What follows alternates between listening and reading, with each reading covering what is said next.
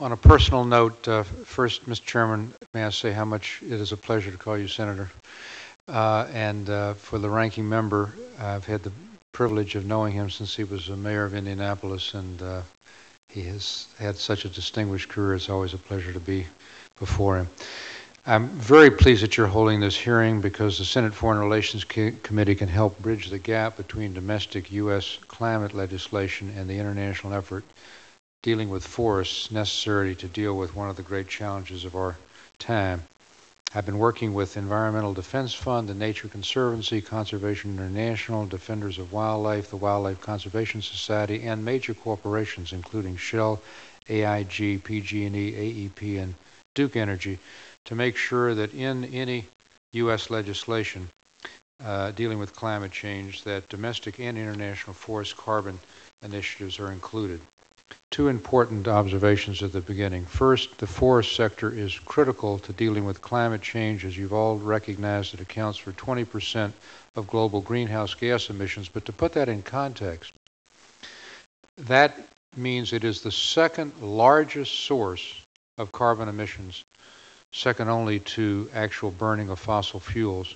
And it's more than the entire global transportation sector combined. If one looks at the world's top emitters, such as Indonesia and Brazil, they've achieved that rank not because of their industrialization, but largely because of the emissions associated with deforestation.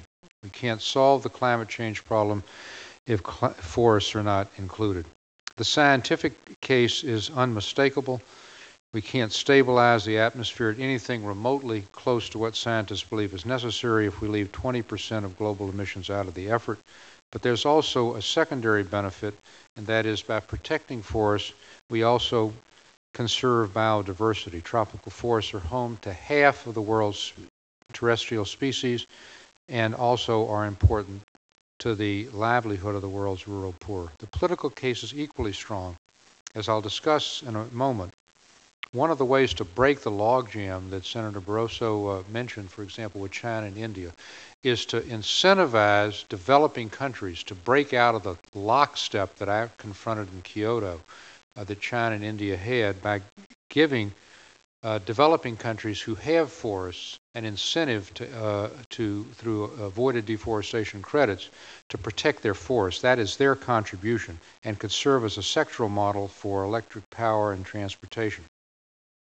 Bringing climate change policy through deforestation would also provide linkages between any ultimate U.S. cap-and-trade program that we may have and countries that are already part of Kyoto or a post-Kyoto treaty. I believe, unfortunately, that in the near term we're not going to have two-thirds in the Senate to pass a treaty, and therefore we have to find linkages between an ultimate U.S. piece of legislation and international trading markets. Recognizing credits for reduced emissions from deforestation can bridge the divide with our international partners. The economic case is absolutely compelling because this is a low-cost mitigation option. It is a way that regulated companies in the U.S. can cheaply reduce their costs of compliance. It's flexible, and by putting it in our cap-and-trade system and providing international trading in forestry credits, it will mean both incentivizing developing countries to participate, but also lowering the cost of compliance.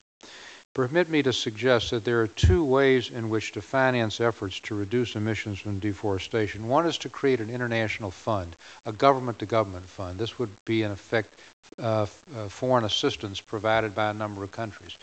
The second would be market-based mechanisms to channel private sector capital to developing countries to protect their forests.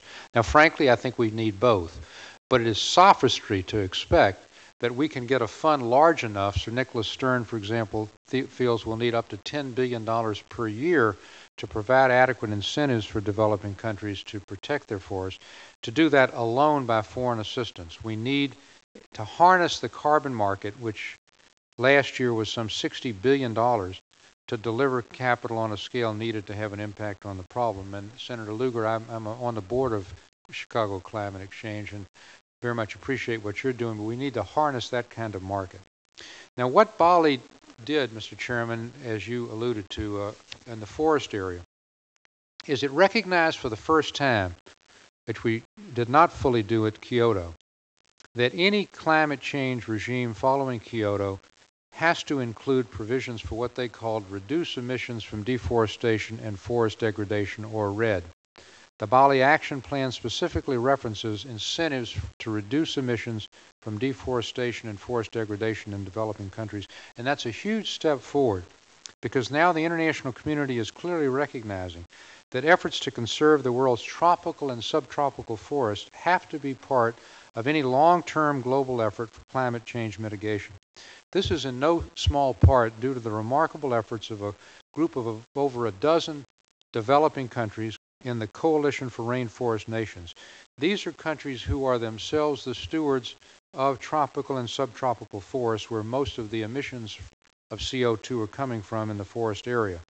They're saying their part in dealing with climate change will be to take specific, measurable commitments to avoid deforestation if they're provided in an international regime with sufficient incentives to do so.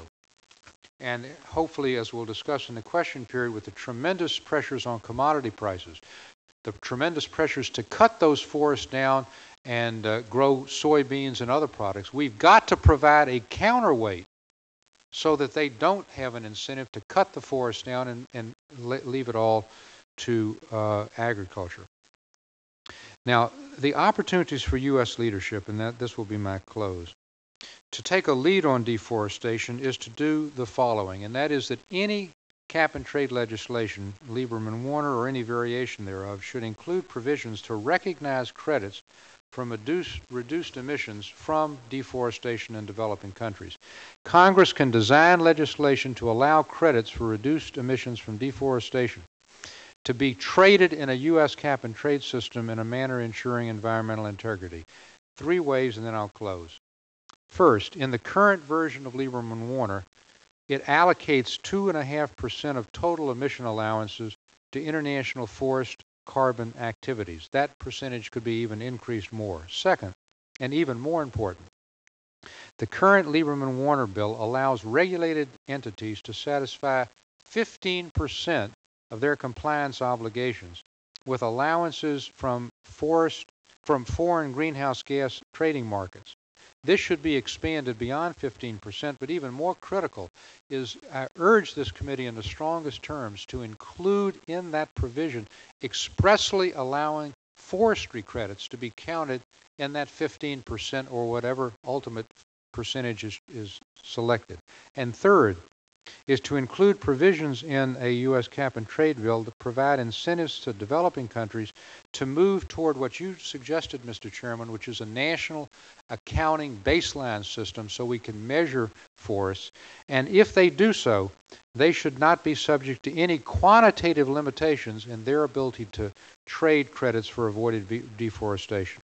The long and the short of it is this is a win-win situation for everybody. It lowers the cost of compliance by regulated companies in the U.S. It provides incentives for developing countries to take actual specific obligations. And it will provide a huge boost in dealing with climate change, reducing our costs in the U.S. and incentivizing countries abroad to participate. Thank you again for the opportunity, and I'll look forward to your questions when the panel has the opportunity to fully give their testimony. Thank you, Ambassador.